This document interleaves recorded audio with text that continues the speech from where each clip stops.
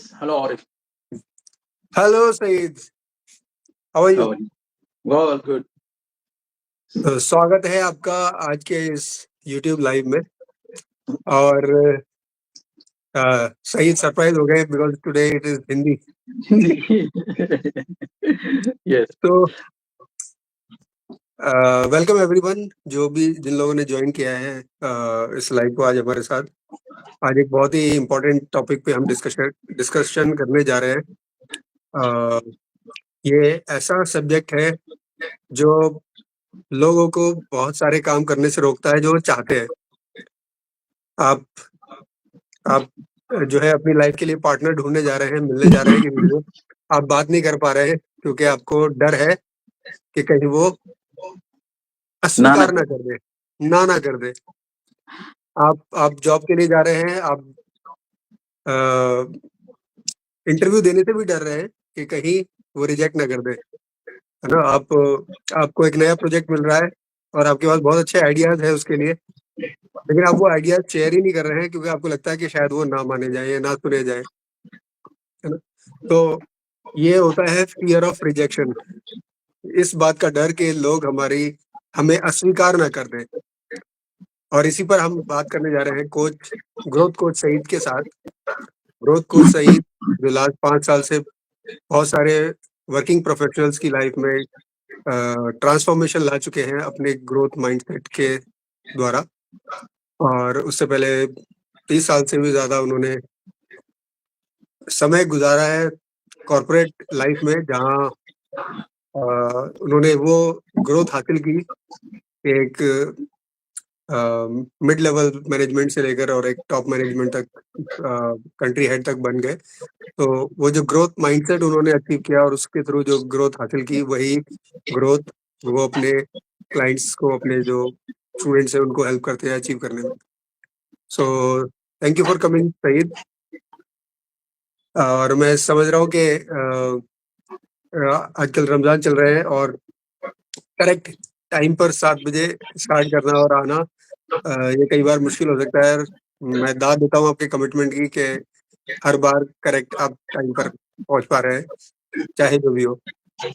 शुक्रिया, धन्यवाद थैंक आपका. You for having me. और ये तो आपको भी अप्लाई होता है, दो it's same for both of us. बल्कि मेरा ख्याल से आपका वक्त मुझसे ज्यादा टफ है उधर दिल्ली में. एंड बट ये तो दिस इज प्रोफेशनल वर्क. तो काम जब किसी चीज को कमिट होते हैं आप, तो you have to be committed. तो यही है. बिल्कुल बिल्कुल. तो सईद, मैं आपसे जानना चाह रहा हूँ कि ये जो फियर ऑफ रिजेक्शन है, ये डर अस्वीकारिता का कहाँ से आता है और ये है क्या असल में? पहले तो धन्यवाद आपका Arif for having me here. और जो भी लोग हमारे साथ जुड़े हैं, आपका भी बहुत बहुत शुक्रिया. और ये जैसे आप कह रहे थे कि ये सुनने में बड़ा साधारण सा चीज है, लेकिन ये इंसान को हर वक्त हर जगह ये रुकावट बन सकता है. दरअसल आप देखेंगे तो इंसान का जो क्या कहते हैं उसको, फितरत से ऐसा है कि इंसान किसी के साथ रहना चाहता है हमेशा, या फिर किसी का होके रहना चाहता है, या फिर वो चाहता है कि कोई उसके लिए हो जाए. यानी किसी भी सूरत में वो अकेला रहने वाला चीज नहीं है. तो इसको जरूरी है कि या तो कोई इसे कबूल करे या फिर ये किसी को कबूल करे. ये एक्सेप्टेंस की जो बात चीज है, इसको ये चीज जरूरी है. It's a need for him. अब इसका विपरीत में, इसका अपोजिट में रिजेक्शन अगर हो जाए, तो इसके लिए ये बहुत बड़ी चीज है, ये बहुत बड़ा सदमा है. ठीक है ना. तो ये इस चीज से, ये सेंस ऑफ जो बिलोंगिंग है, सेंस ऑफ एक्सेप्टेंस है, वहां से ये स्टेम होता है कि फियर ऑफ रिजेक्शन. क्योंकि इसको ऑलरेडी ये need to belong to somebody, ये किसी का होके रहना है या फिर कोई इसके लिए होके रहना है, ये किसी के साथ रहना है. ये इसका फितरत है इंसान का. जब ये अगर खतरे में लगता है, तो इसको डर होता है कि मैं कहाँ रिजेक्ट ना हो जाऊं. ठीक है ना. जैसे देखिए, इफ आई पॉइंट टू, जैसे कि अगर हम मैनेजमेंट थ्योरीज में चले जाएं, और क्योंकि हम वर्किंग प्रोफेशनल्स के बारे में बात कर रहे हैं, तो ऑर्गेनाइजेशन का मैनेजमेंट थीरीज में चले जाएं तो you have something called theory X, theory Y and theory Z. Theory X में ये होता है कि इट्स ऑटोक्रेटिक मैनेजमेंट के टॉप डाउन अप्रोच होता है। वहां पे एक बॉस होता है, जो कहेगा वही होगा, ऊपर से नीचे जाता है सब कुछ। और एक थ्योरी एक्स होता है जहाँ पे ये माना जाता है कि काम करने थ्री वाले जो वाई लोग हैं थ्री एम्प्लॉय वाई से, या थ्योरी वाई, यस। सो ये लोग काबिल है, इनको जस्ट काम बताना है, ये खुद ही करेंगे, ये मोटिवेटेड है, ठीक है ना। इस तरह थ्योरी जेड में ये होता है कि यहाँ पे सेंस ऑफ बिलोंगिंग की जरूरत है, क्योंकि ये किसी ग्रुप का होना है, क्योंकि ग्रुप्स में काम करेंगे। यहाँ ग्रुप का सिनर्जी होता है, ग्रुप का प्रोडक्टिविटी होता है। अगर आप देखे जाए तो जापान जो है कंट्री, यहाँ पे इसका बहुत ये है, ये बहुत सारा प्रैक्टिस में है। जापान में लोग ग्रुप्स में काम करते हैं, और वहाँ पे जो है ग्रुप को इम्पोर्टेंस ज्यादा देना है। यानी एज एन एम्प्लॉय आपसे ये उम्मीद की जाती है कि आप ग्रुप के जो प्रायोरिटीज है, ग्रुप के जो गोल्स है, उसको आपके अपने से भी ज्यादा प्रायोरिटाइज करें, सबसे आगे रखें। तो ऑल इन ऑल ये क्या है कि ये जो फियर ऑफ रिजेक्शन, बेसिकली आपका जो सवाल था उसका जवाब ये है कि ये यहाँ से आता है इंसान में, कि ये इंसान हमेशा किसी का होकर रहना है, या वो ही कैन बी अलोन। तो इसको डर होता है हमेशा, कहें ना कहें, कि कहीं मैं या मेरी बात रिजेक्ट ना हो जाए, ठीक है।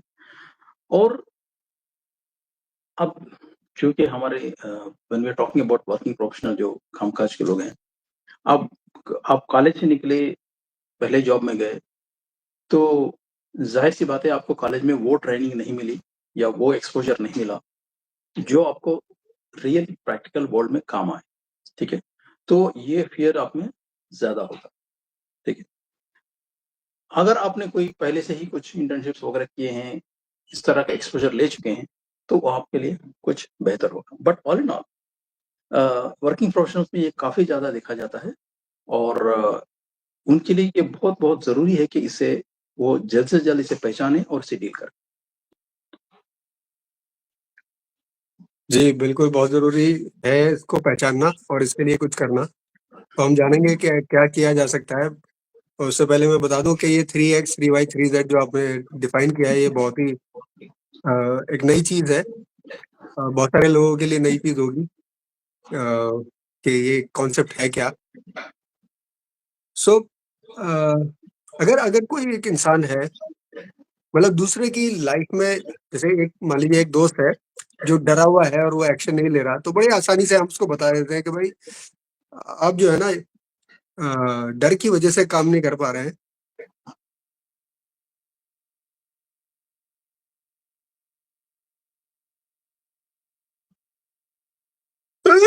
सॉरी, मुझे कुछ लेना पड़ेगा। हाँ, पानी ले लो।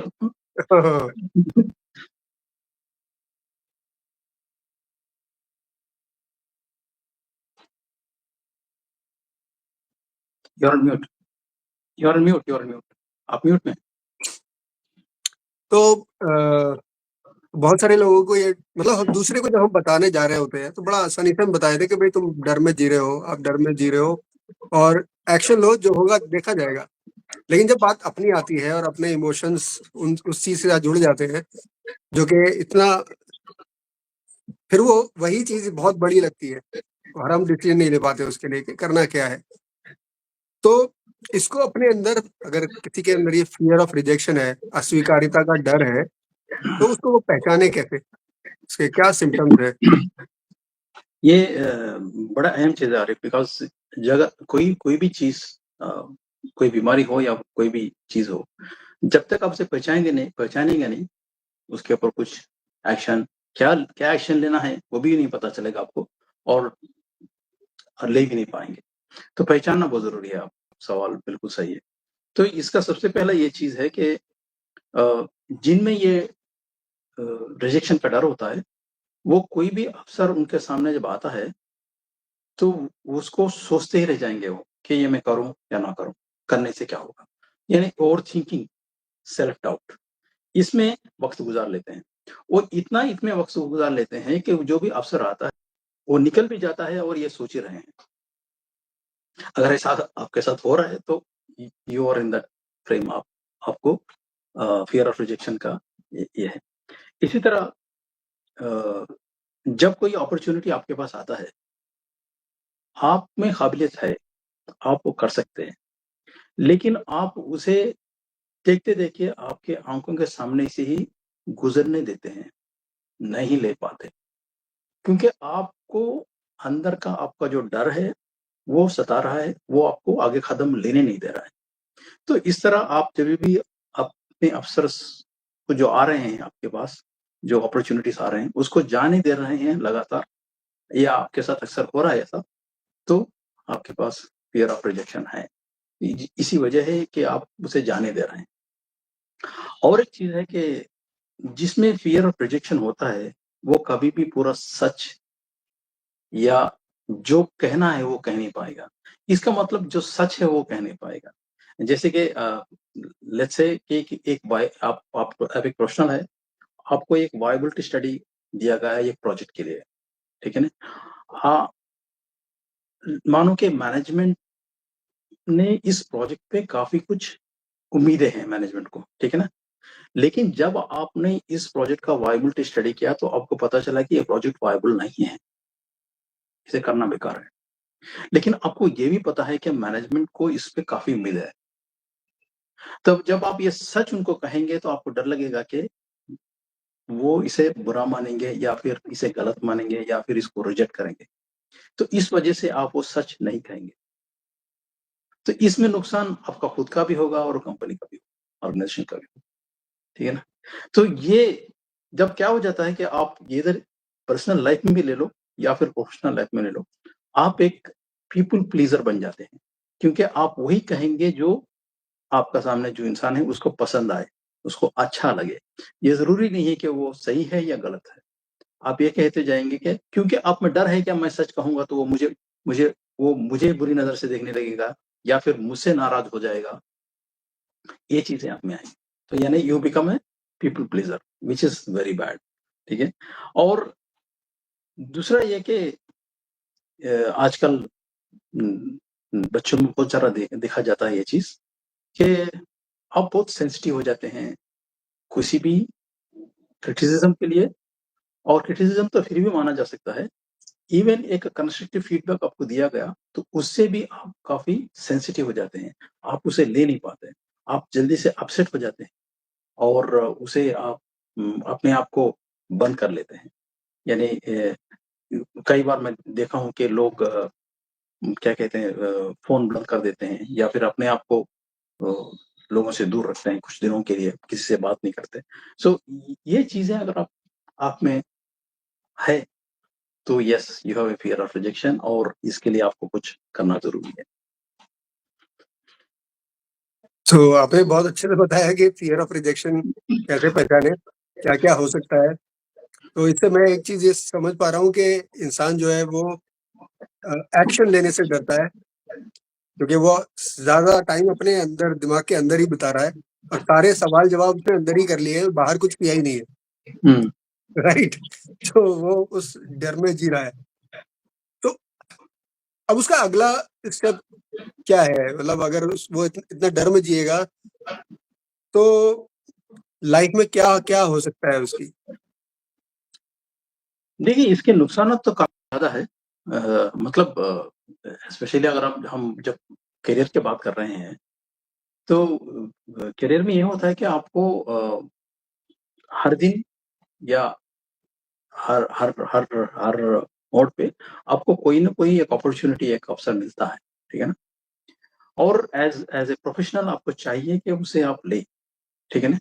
लेकिन चूँकि आप में फ़ियर ऑफ रिजेक्शन है, आपको डर है कि आपका जो भी आइडिया है, आपका बात है अ, उसे नकारा जाए, उसे रिजेक्ट किया जाए, तो आप वो कहेंगे ही नहीं, ठीक है ना? जैसे कि आप एक ऑफ़िस मीटिंग में हैं, मीटिंग में 10-12 लोग हैं, हर एक आदमी कुछ न कुछ तो कहेगा।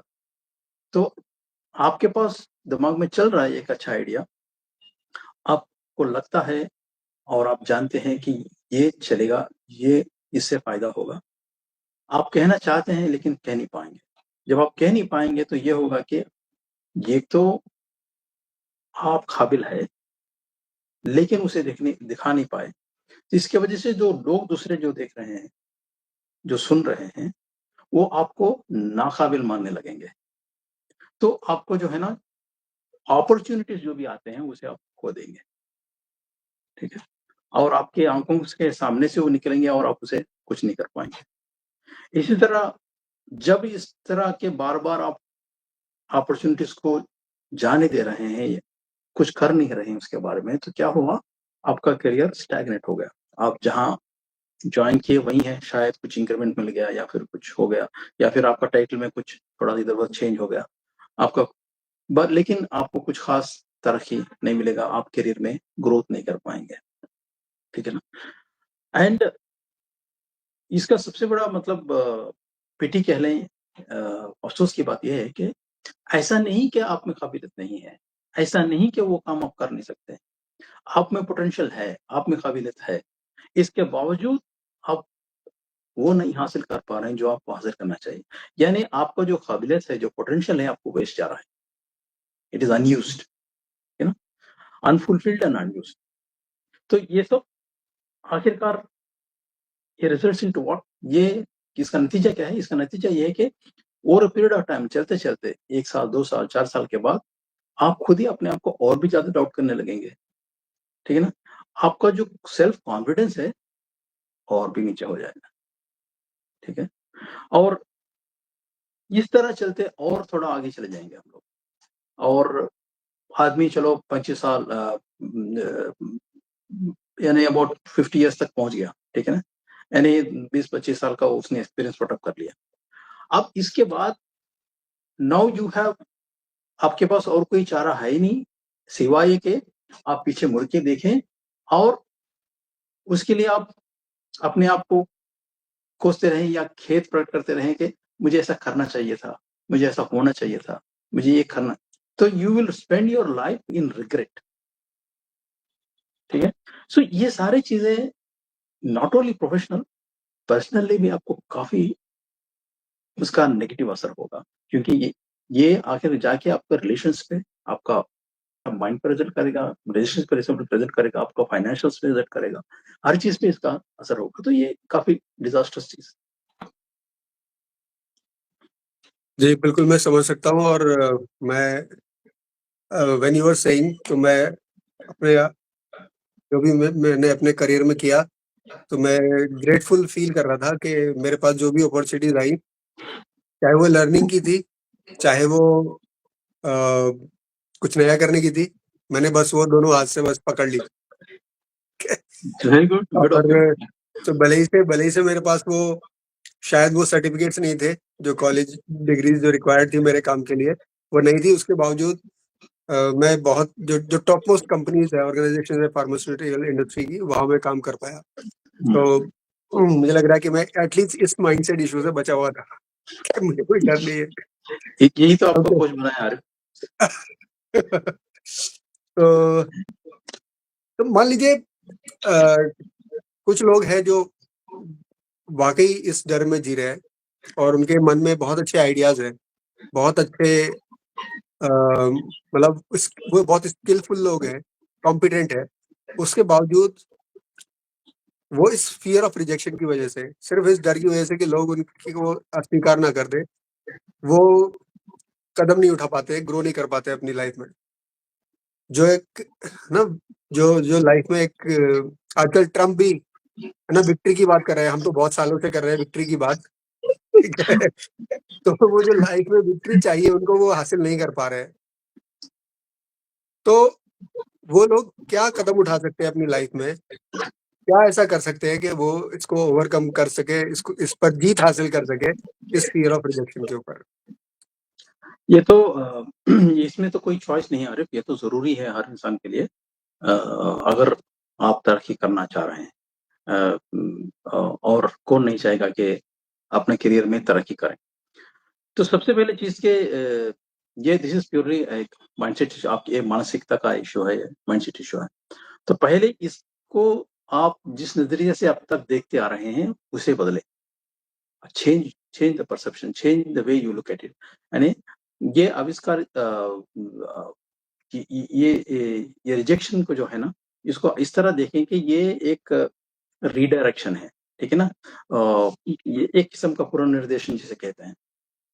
तो इसमें क्या होता है कि जब आप ये नज़रिया को चेंज करेंगे, तो आप में उसके लिए जो डर था, उसकी जगह आपको वो रिप्लेस होके आप में सीखने का एक इंटरेस्ट आप में आएगा, क्योंकि आपका नज़रिया बदल गया। अभी आप उसे डर की नज़र से, रिजेक्शन के नज़र से नहीं देख रहे हैं। आप इसे ये नहीं मान रहे हैं कि ये मुझे अस्वीकारता है या किसी ने मुझे झुठला दिया है, एक्सेप्ट नहीं किया, इस तरह नहीं देख रहे हैं, बल्कि आप इस तरह देख रहे हैं कि ये मैंने किया और इसके लिए ये कहा गया, मतलब इस एरियाज में मुझे बेहतर होना है, डेवलप होना है।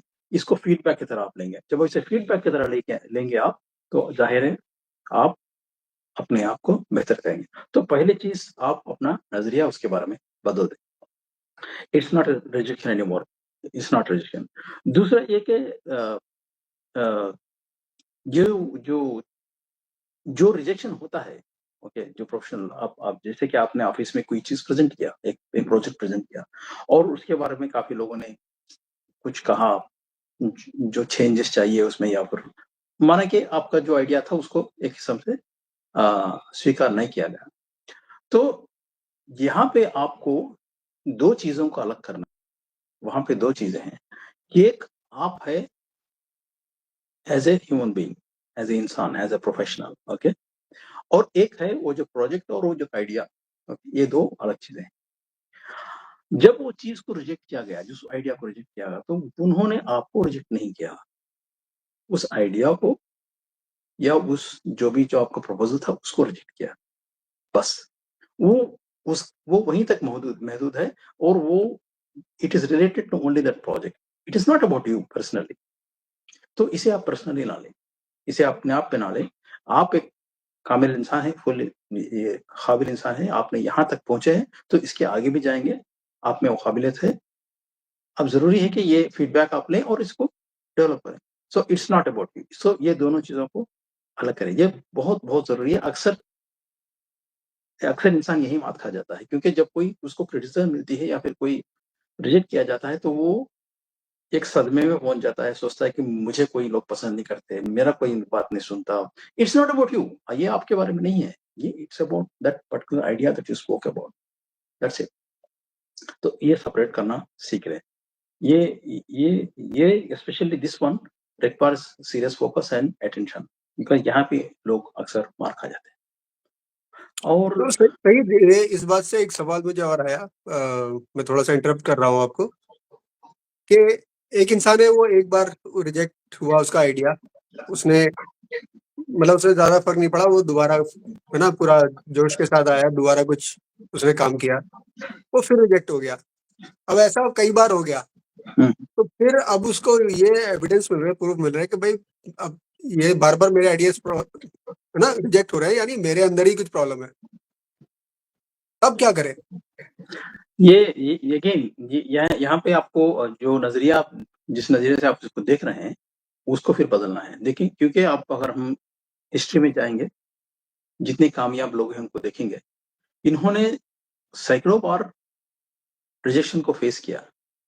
जैसे कि आप, इवन आइंस्टाइन कहता है कि I learn 10,000 times how it doesn't work, यानी 10,000 बार वो फेल हुआ, तब जाके वो जो भी बनाया वो बनाया। इसी तरह आप केएफसी का उस कर्नल सैंडर्स को लेंगे, तो ही वेंट आफ्टर 1,000 पीपल कि ये मेरा आइडिया है, ये फ्रांचाइज बनाना है, ये रेसिप है, कोई खरीदो, कोई खरीदो। उसके बाद वो कामयाब हुआ। तो रिजेक्ट होना कामयाबी का सीढ़ी है, ये पार्ट एंड पार्सल ऑफ आपका कामयाबी है। तो इसे आप मान के चलें। ये होता है, एक बार होता है, किसी के साथ 10 बार होता है, किसी के साथ 100 बार होता है। लेकिन अगर आप जो कर रहे हैं उसमें आपको बिलीफ है, आप कह रहे हैं कि ये सही है, तो उसे आप परस्यू करें, क्योंकि आपको यकीन है कि ये चलने वाला है। ठीक है ना? तो हाँ, अगर आपको खुद ही उसमें कुछ डाउट है, तो फिर आप गैदर करो, उसके लिए इन्फॉर्मेशन, जो भी सपोर्टिंग इन्फॉर्मेशन होता है, उसके लिए जो भी लूप होल्स है उसको कवर करो और उसको और मजबूत बनाओ, आइडिया को जो भी है आपका, ठीक है ना। बट ये जरूरी नहीं है कि आपको 10 बार या 100 बार या 1000 बार अगर रिजेक्ट हुए आप, तो ये जरूरी नहीं है कि आप में कोई खराबी है, नहीं। ये जो दूसरे हैं उनका देखने का नजरिया में फर्क है, बिकॉज आप जहां तक सोच रहे हैं शायद वो लोग सोच नहीं पा रहे हैं, ठीक है ना। You are at a different level, तो keep pursuing, that's what I say. And in fact अभी मेरा नेक्स्ट पॉइंट वही था आपको कहने वाला, कि जब आपको रिजेक्शन को आप कहते हैं, वन ऑफ द वेज, ये एक तरीका ये है जिससे आप रिजेक्शन से इफेक्ट ना हो, तो उसका एक तरीका ये है कि आप बार बार रिजेक्शन ले। जैसे कि मेरा मेंटर कहता है कि गेट 100 रिजेक्शंस, 100 रिजेक्शंस ले लो तुम। अक्सर सेल्स फील्ड में ये होता है कि आप कॉल करते हैं तो दूसरा बंदा पटक देता है फोन, या फिर कुछ भी कह के आपको रख देता है। तो नए नए जब सेल्स में आप ज्वाइन होते हैं तो यही होता है कि आप एक दो कॉल किए, किसी ने आपको छाट दिया या फिर फोन पटक दिया, तो अपसेट हो जाते हैं, आप छोड़ देते हैं, आप कॉल्स नहीं करते, ठीक है ना। तो आप इससे अगर आपको नॉर्मलाइज होना है तो आप यही करो कि एक दिन 100 कॉल करो, 100 बार रिजेक्ट हो जाओ। इससे क्या होता है कि आपको रिजेक्शन जो है नॉर्मल लगने लगेगा, अब वो आपको डीप हर्ट नहीं करेगा। दूसरा ये कि आप इस प्रोसेस में ये भी सीख जाएंगे कि रिजेक्शन क्यों हो रहा है, अब मुझे किस तरह बात करना चाहिए, शायद मेरा बात में कुछ चेंजेस लाना है, द वे आई प्रेजेंट, मेरा आइडिया सही है लेकिन मेरे प्रेजेंटेशन में शायद कुछ चेंजेस लाना है। तो ये चीजें आपको पता चलेगा और आप उसको बदल पाएंगे। ये एक ठीक है। दूसरा ये कि दुनिया में और खासकर हमारे मुल्क में ये एक चीज जो बिल्कुल मुफ्त है और बहुत अहम है, वो है आपको क्रिटिसिज्म फ्री में मिलेगा। हर आदमी कोई ना कुछ कहेगा आपको, जिसका मतलब ये कि लोग आपको बगैर किसी चार्जेस के फीडबैक दे रहे हैं, आपका काम के बारे में, आप आपका आइडिया के बारे में फ्री में फीडबैक दे रहे हैं, ठीक है ना। तो इसको फीडबैक लो और इससे आप अपने आप को बेहतर करो। इस वीडियो को लेके आप अपने आप को पूछो कि अच्छा, ये मैंने प्रेजेंट किया और इसको ये कहा गया, तो इसके मैं कैसा बेहतर कर सकता हूँ, ठीक है ना। ये एक चीज है कि जो फ्री है इसका इस्तेमाल करें। दूसरा अक्सरियत ये है कि हम किसी चीज से जब डरते हैं तो हमारा फोकस पूरा उसी पे होता है। तो हो सकता है आपने एक दो बार रिजेक्शन फेस किया, तो आपका फोकस अब उस रिजेक्शन पे ही है, आप कहने से पहले ही आप उसी पे फोकस कर रहे हैं कि कहीं मैं रिजेक्ट ना हो जाऊं। तो पहले इस ध्यान को हटाएं, इस दृष्टि केंद्र को आपका रिजेक्शन से हटा के ग्रोथ के ऊपर रखें। मैं कैसे आगे बढ़ूं, मैं कैसे तरक्की करूं, इसी पे फोकस रखें आप। इस प्रोसेस में, इस आगे बढ़ने में, इस ग्रोथ में रिजेक्शन होगा, आपका फेलियर होगा, लेकिन that is not the end, that is only one step. वहां पे आपने कुछ सीखा उस स्टेज पे और फिर आगे बढ़े, फिर आगे जाके कुछ शायद हर्डल मिला आपको, वहां पे कुछ सीखा, फिर आगे बढ़े। तो इस आपका जो फोकस है उस फोकस को शिफ्ट करें रिजेक्शन से हटा के ग्रोथ की तरफ। एंड क्या कहते हैं उसको, last but not the least,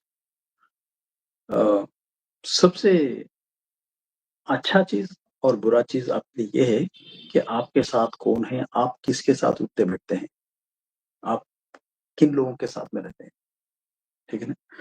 आप 4-5 ऐसे लोगों के साथ है जो हमेशा बातों में, गप्पे लड़ाने में, टाइम पास करने में वक्त गुजार रहे हैं और हमेशा लाइफ को, जिंदगी को एक नेगेटिव साइड से देख रहे हैं कि ये ऐसा ही है, यहाँ पे ऐसा ही है, स्ट्रगल है, वो है, ये है, तो आपका भी माइंडसेट ऐसा ही बन जाए।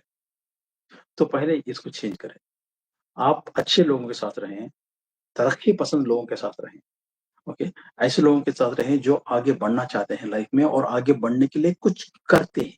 ऐसा नहीं कि जस्ट आगे बढ़ना चाहते हैं और घर में बैठे हैं, आगे बढ़ना चाहते हैं और आगे बढ़ने के लिए कुछ ठोस कदम उठाते हैं। ऐसे लोगों के साथ रहें ताकि आप भी उनमें से एक हो जाओ और आप भी आगे बढ़ो। आपका जो कंपनी है वो बहुत बहुत अहम है, चाहे बच्चों के लिए हो या बड़ों के लिए हो। खासकर बच्चों के लिए specially in the age of 14-15 से लेके 20 तक ये बहुत सीरियस इम्पैक्ट करता है। ये कुछ चीज़ें हैं जिसे प्रैक्टिस करने से लोग definitely they can come out of this thing. और ये चीज़ ये है कि जैसे कि हमारे जो विक्ट्री फ्रेमवर्क में इनर प्रोग्रामिंग जो है, ये डीपर लेवल में जाके इसके ऊपर काम होता है वहाँ पे। तो this is one of the wonderful things, अगर लोग ट्राई करना चाहें तो। यस, सो धन्यवाद सईद, आपने जो आंसर दिया और जो स्टेप्स बताए। आई एम श्योर के जो लोग अटेंड कर रहे हैं अभी या बाद में वीडियो देखेंगे, उसको इससे काफी लाभ मिलेगा और वो अपनी लाइफ से फियर ऑफ रिजेक्शन को बिल्कुल खत्म कर देंगे, फियर ऑफ रिजेक्शन को रिजेक्ट कर देंगे। I hope so. तो अभी जब आप बोल रहे थे एक्शंस के बारे में, तो मुझे अभी कुछ दिन पुरानी एक बात याद आई। मैं मेरे एक कोच के साथ ही, जो टीम में ही है, क्या हुआ पिछले 5 साल से जो लाइव इंटरेक्शन है वो कम हो गया है। उतना नहीं है जितना मैं जब जॉब करता था तब था। मोस्टली ऑनलाइन मिल रहे लोगों से, तो मैंने प्लान किया कि चलो एक दिन चलते हैं। और फिर यहाँ पास ही में एक मॉल में हम लोग चले गए। तो पहले जब कुछ लोगों से मिले तो फीलिंग बहुत खराब थी, क्योंकि उनको लग रहा था मैं कुछ बेचने के लिए आ रहा हूँ और वो बस दूर से ही नहीं कुछ नहीं चाहिए, या मैं जल्दी में हूँ, या मेरा कोई वेट कर रहा है, ऐसे एक्सक्यूजेस देके वो निकल गए। तो मैंने सोचा कि गलत किया आगे। ठीक है, तो ऐसे थॉट्स आ रहे थे, नेगेटिव थॉट्स आ रहे थे। मैंने कहा ये अच्छा आइडिया नहीं है, चलते हैं वापस। फिर मैं कहा चलो अच्छा एक और ट्राई करते हैं। फिर हम एक से मिले तो काफी अच्छे से बात की उन्होंने, बहुत अच्छे से रिस्पॉन्ड किया। सारे क्वेश्चन जो हम कोचिंग से रिलेटेड पूछ रहे थे कि वो कोचिंग के बारे में क्या समझते हैं, जब उनसे पूछे तो फिर उन्होंने जवाब दिया। फिर तो हमारी हिम्मत बनी दोनों की। फिर हमने और लोगों से मिलना शुरू किया। तो एक एक करके हमें जो सक्सेस है वो एक तरह का मोमेंटम बन गया, और शायद हमारे अंदर जो एनर्जी बढ़ी, एक एंथुसियाज्म बढ़ा, उसकी वजह से जो और भी लोग अट्रैक्ट हुए। फिर काफी लोगों से हमने बात की और बहुत अच्छा फीडबैक मिला। बहुत सारे लोग हमारे साथ है ना उसी दिन से इंस्टाग्राम और यूट्यूब फॉलो कर रहे हैं। तो फियर ऑफ रिजेक्शन शुरू में जब भी कुछ करते हैं तो वो हो सकता है, और वो आपको रोके रख सकता है। जरूरत इस बात की है कि आप उसके होते हुए भी, वो फियर होते हुए भी, वो डर होते हुए भी आप एक्शन लें, और जो जो आप करना चाहते हैं वो करते रहें, वो करें, है ना। और जैसा आपने बताया, जो स्टेप्स आपने बताए कि अपना माइंडसेट बदले, जिस जिस नजरिए से आप उस रिजेक्शन को देख रहे हैं उसको बदले, और काम को निरंतर करते रहें। तो आपका बहुत बहुत धन्यवाद सईद। और कुछ हमारे ऑडियंस से आप जाते हुए कहना चाहेंगे? जरूर आरिफ। द थिंग इज क्या है, मानो कि आप एक कॉर्पोरेट प्रोफेशनल है और आपको रिजेक्शन मिला है। आप ये ध्यान रखें कि अगर ऐसा कोई इंसान नहीं है उस दुनिया में कि उसको रिजेक्शन नहीं मिला। जैसे कि आप किसी मीटिंग में बात कर रहे हैं, मीटिंग में 10-20 लोग, ऐसा कभी नहीं होता कि 20 के 20 लोगों ने आपका बात को ठुकराया या रिजेक्ट किया। कोई एक आध बंदा होता है जो कुछ कहता है, शायद उसकी वो आदत भी है कि हर चीज को क्रिटिसाइज करे, ठीक है ना। इसी तरह अगर आप पब्लिक स्पीकिंग का डर है आप में, आप पब्लिक स्पीकिंग, आप किसी मौका मिला है, आप बात करने गए, तो हो सकता है कि हाल में 500 लोग हैं, 500 लोग में कोई एक आध बंदा होगा जो आपको देख के हंसेगा या फिर आपका बात को डिस्ट्रैक्ट करने की कोशिश करेगा। तो देखा जाए तो जो रिजेक्शन आता है, इट्स जस्ट 1% ऑफ द, ज्यादा से ज्यादा 1% रिजेक्शन होगा। यानी 99% of the people are okay with whatever you are, however you are. तो आप इस 1% के लिए उस 99% को मत छोड़ो। आप इस 1% के लिए आप जो 99% है उनको, उनके साथ ये क्या कहते हैं उसको, नाइंसाफ़ी ना करो। क्योंकि उन्होंने तो कुछ नहीं कहा आपको। ठीक है ना? एक आदमी किसी ने कुछ कहा, एक 1% ऑफ द पीपल ने कुछ कहा, तो ये 1% हमेशा होता है लाइफ में। उसको इग्नोर करो, आगे बढ़ो। बिल्कुल। और ये 1% हो सकता है कि वो शुरू के जो 5, 7, 10 लोग हैं वही हो। ठीक है? तो just keep on counting the numbers and keep on doing your work. ठीक है? यस, तो इम्पोर्टेंट ये है कि आप निरंतर अपने काम को करते रहें और बेहतर करने की कोशिश करते रहें। बिल्कुल। तो इसी के साथ धन्यवाद आपका और धन्यवाद उन सबका जो हमारे साथ जुड़े रहे। और मैं काफ़ी कमेंट्स देख रहा हूँ कि I love Indian, I live there. So धन्यवाद आप सभी का भी, और मिलते हैं अगले शनिवार सेम टाइम 7 बजे शाम को इंडियन टाइम, एक नए माइंडसेट इश्यू के साथ। शुक्रिया take Anil. Care, bye bye. Bye.